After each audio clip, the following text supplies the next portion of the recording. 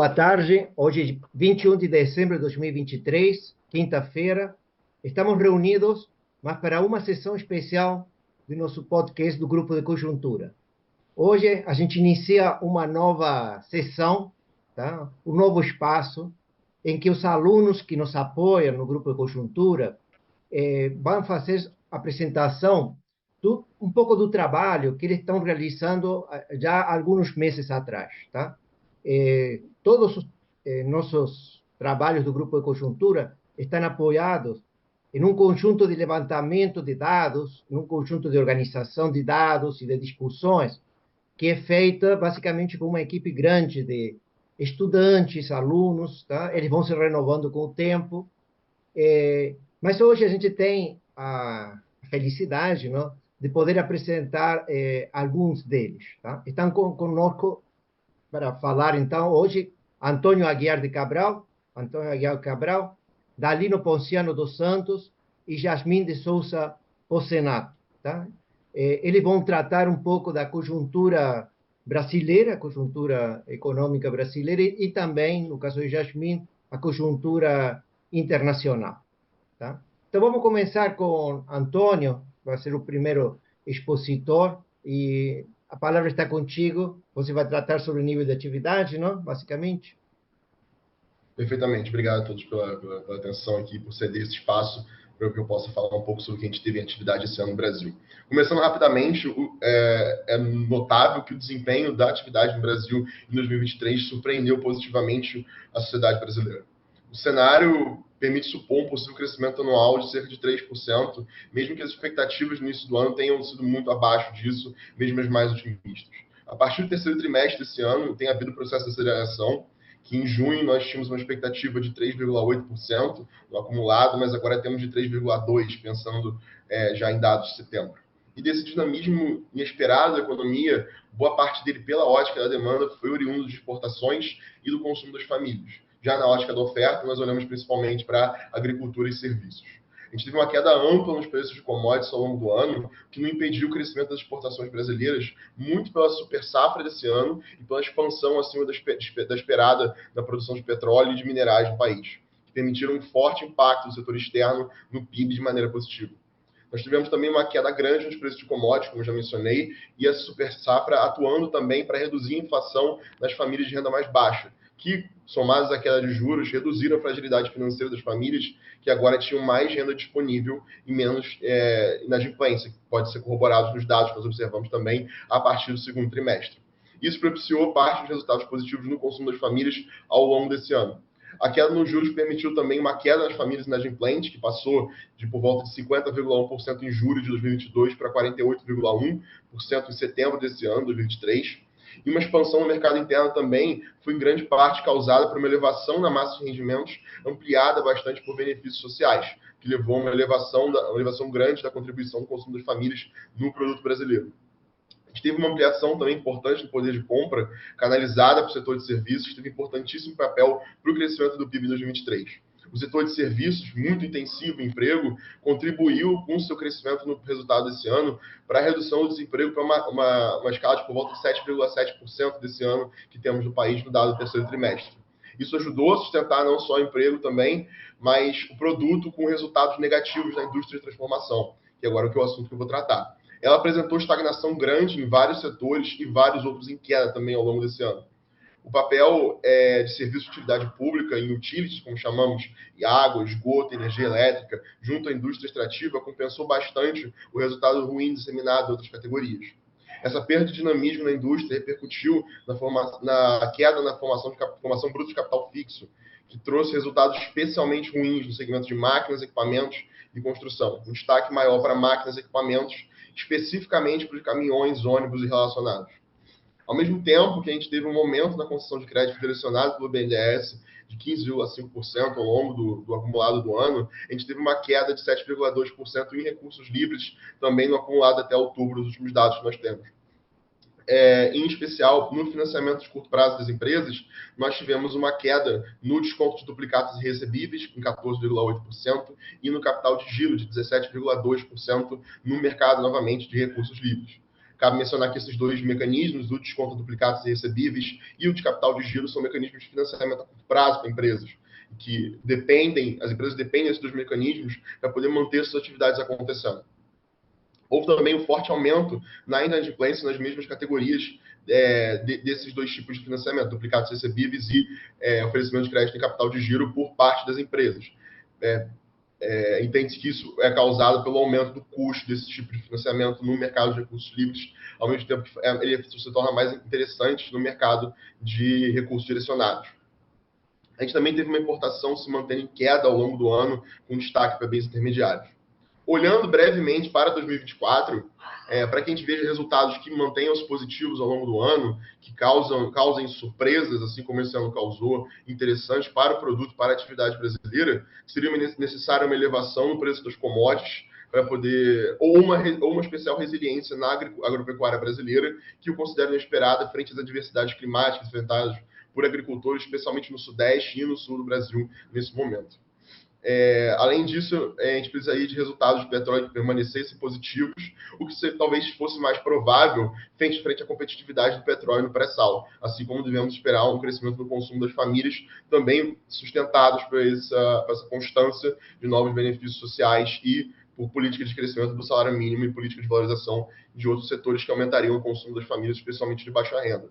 No entanto, há grande insegurança quanto a isso para o ano que vem. Se houvesse um crescimento dos preços dos commodities, nós teríamos um aumento dos custos das famílias, que tem boa parte dos seus custos oriundos de consumo de alimentos no Brasil. Então, seria um efeito dual que nós teríamos nesse sentido, que talvez não pudesse, que impossibilitasse que o produto no ano que vem fosse tão interessante quanto o resultado que tivemos esse ano. Mesmo assim, o ano que vem é um cenário desafiador, é um cenário de muita possibilidade, e é um cenário de bastante atenção que vai ser necessária para vários indicadores, em especial os que foram muito interessantes esse ano, seja o consumo das famílias, o resultado dos serviços, mas também os que foram maior detratores esse ano, a parte de indústria de transformação e a parte de importações. Obrigado aqui, obrigado novamente por ceder esse espaço, ceder esse tempo para poder apresentar. Gostaria de passar para o próximo membro aqui da equipe. Tá ok, Antônio, obrigado aí. Tá? Danilo, agora é tua vez, vamos. Boa tarde, Antônio. Boa tarde, Yasmin. Boa tarde, professor Lixa. E boa tarde a todos que estão acompanhando conosco essa oportunidade que o grupo de conjuntura está dando para a gente, né? Eu vou analisar um pouco do cenário fiscal. Vamos pegar do início desse ano e os desafios para o ano que vem, né? Primeiramente, a gente tem que salientar que quando o governo tomou posse, o déficit na LOA previsto para esse ano era de cerca de 2,2%, e a LOA até previa uma queda na arrecadação de cerca de 1% do PIB, né? Alguns motivos dentro dessas previsões seriam queda do preço das commodities, queda da renda de atividade de extração, mas também muito salienta-se, né, que ano passado houve um crescimento grande de benefícios fiscais, né? Então, passado isso, veio a PEC da transição que elevou o gasto para cerca de 1% do PIB, né, para acomodar demanda por gastos sociais, programas de transferência de rendas, reajuste. Então, nesse contexto, juntamente com o aumento do gasto, a própria queda da inflação, o aumento das massas salariais, elevou-se a renda disponível das famílias, que acabou contribuindo um pouco para o crescimento do PIB de 2023, como o Antônio bem mencionou, foi uma surpresa muito positiva para a economia brasileira. Mas, pelo lado negativo, a PEC da transição acabou trazendo algumas incertezas diante da credibilidade das contas públicas, né? Pois os agentes econômicos não saberiam qual que seria a política fiscal do governo, qual que é a política fiscal que o governo iria adotar, né? Eu costumo dizer que a política fiscal ela é o atrito entre a economia política e a macroeconomia, né? Mas com isso veio o arcabouço que ele diz que o aumento dos gastos deve sempre anteceder a elevação das receitas, né? Até o limite de 70%, né? Então, só para dar um exemplo rápido, se porventura a arrecadação crescer 2%, o governo só pode gastar 1,4%, né? E cabe salientar também que os aumentos das despesas ficarão dentro de uma banda, de 0,6, que é o piso, e 2,5, que é o teto, que prevê tanto um piso, tanto um teto para o gasto real, esse descontado a inflação. Nesse contexto, o arcabouço tem fatores que, por exemplo, a preservação da lei de responsabilidade fiscal, pois o arcabouço se baseia no resultado primário, né?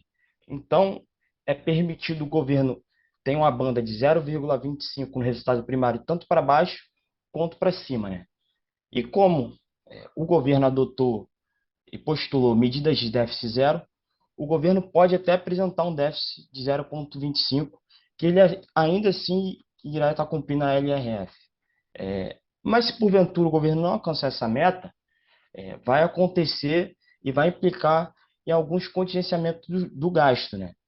O grande problema assim, do arcabouço por si é que vai ser necessário um esforço muito alto para cumprir as receitas e manter a sustentabilidade desse regime fiscal, né?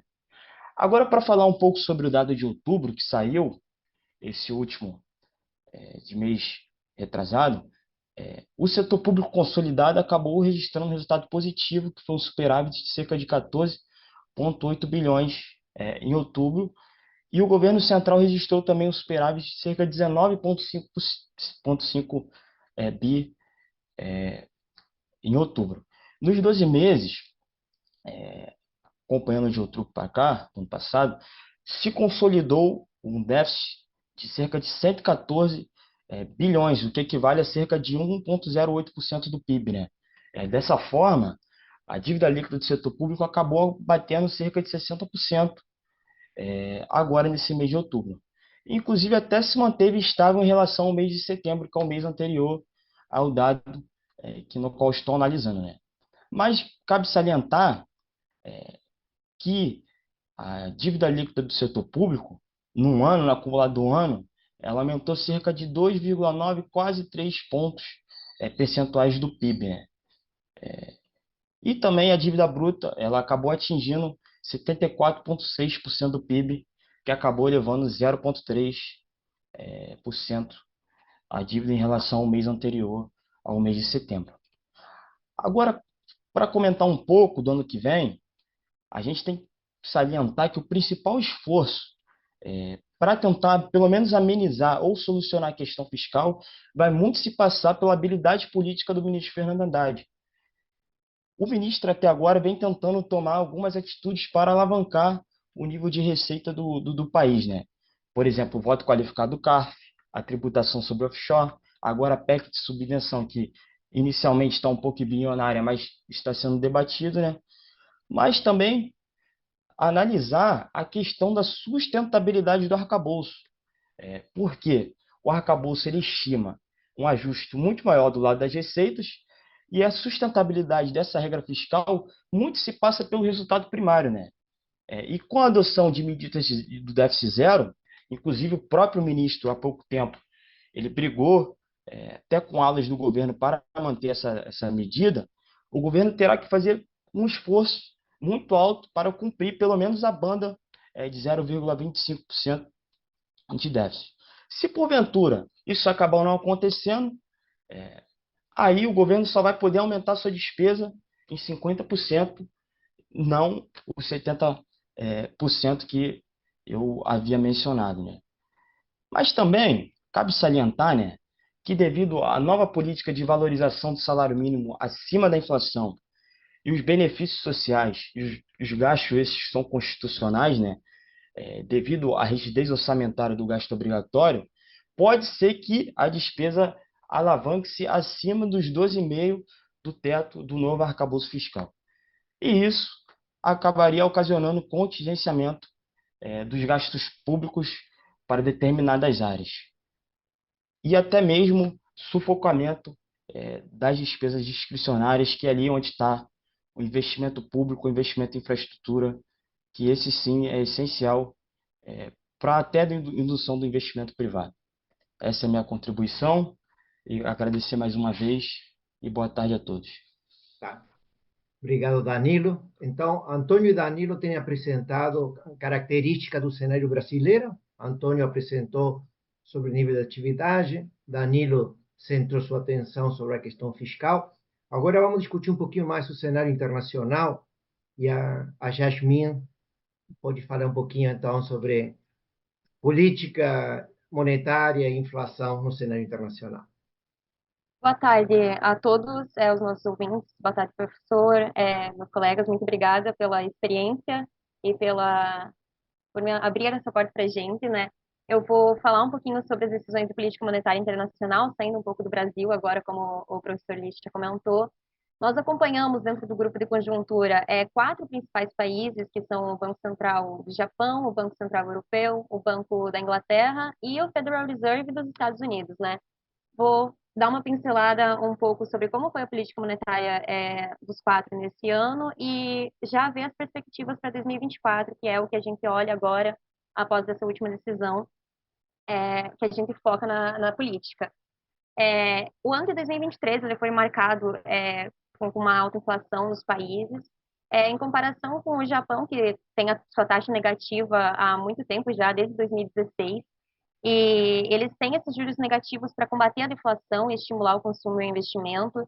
Na última decisão, agora no dia 19 de dezembro, eles mantiveram a política monetária para frouxa, com a sua meta de juros de curto prazo em menos 0,1%, porque o Banco Central ele optou por aguardar mais evidências sobre se os salários e os preços subiriam o suficiente para justificar uma mudança no forte estímulo monetário. O presidente do banco, Cazueda, ele disse que os preços e os salários eles parecem estar se movendo na direção certa, com os sindicatos e as grandes empresas sinalizando a chance de ganhos salariais sustentados no próximo ano. Eles comentaram também que não haverá muitos dados chegando agora, então entre agora e a próxima reunião de política monetária em 2023, a próxima reunião de política monetária no dia 22 e 23 de janeiro, não vai ter nenhum sinal claro por enquanto. Passando para o Banco Central da Inglaterra, então, o BOE ele vem mantendo sua taxa de juros a 5,25% desde agosto desse ano, após 14 aumentos consecutivos desde dezembro de 2021. E para comentar um pouco sobre a inflação da Europa, ela passou por uma crise inflacionária desde a época da pandemia, né? Tanto pelas quedas globais de valor, quanto pela guerra da Ucrânia, que levou os preços de energia. Dentro das economias avançadas no G7, a Inglaterra foi a que mais sofreu com a inflação. Na última decisão, no dia 14 desse mês, o banco se manteve firme e disse que os juros precisarão permanecer altos por um período prolongado.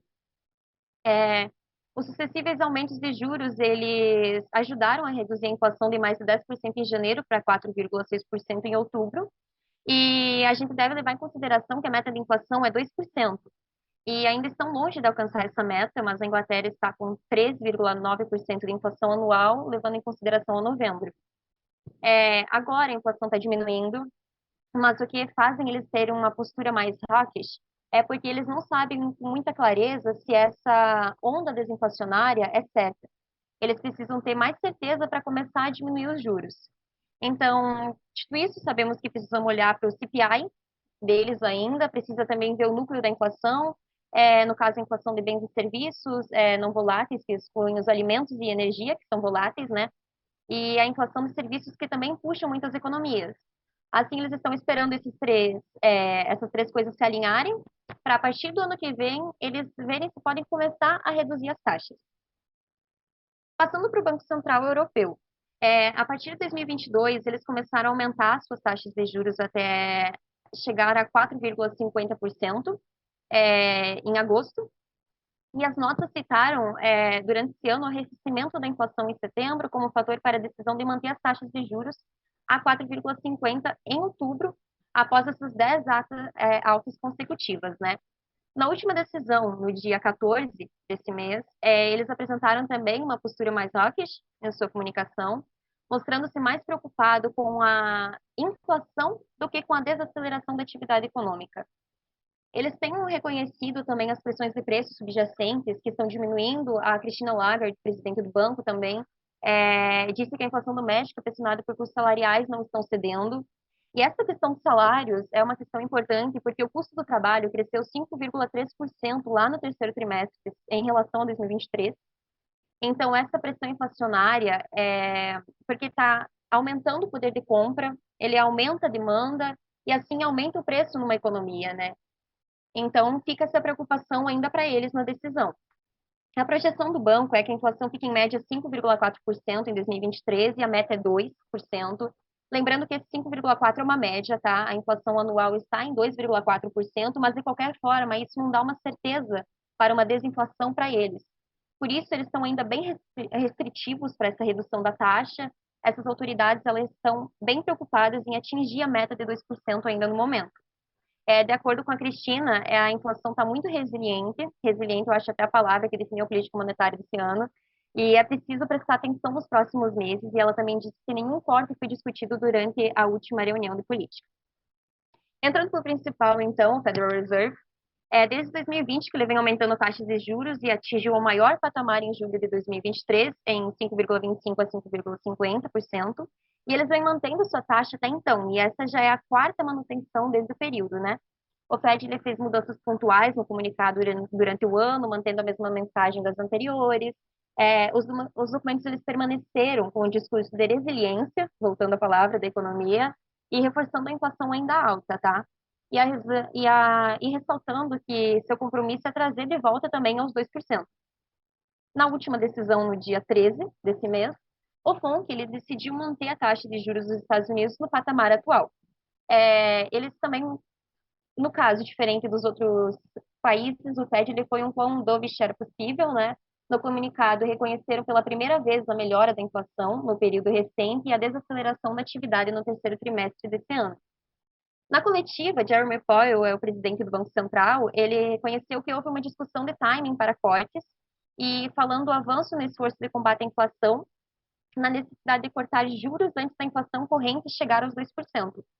A grande maioria dos membros, eles veem cortes de juros em 2024 com uma mediana em 3 cortes de 0,25 pontos percentuais. Então, para fechar a nossa política monetária internacional, a gente vê as principais diferenças, que são enquanto a Europa e a Inglaterra, elas estão preocupadas por uma redução, passando por uma redução da inflação, no caso, né? A incerteza ainda é muito predominante em algumas partes. Já nos Estados Unidos, eles estão passando por um cenário comprovado já de desinflação, com uma desaceleração de alguns índices e na última decisão, de Powell, como eu havia falado, o cenário pode ser visto como uma redução de juros no futuro e isso acalmou muito o mercado nos últimos dias, né? Agradeço. Fechamos por aqui a política monetária a todos vocês. Bom, eu gostaria de agradecer a Antônio, Danilo e Jasmin pelas apresentações que fizeram, conforme a gente tínhamos combinado.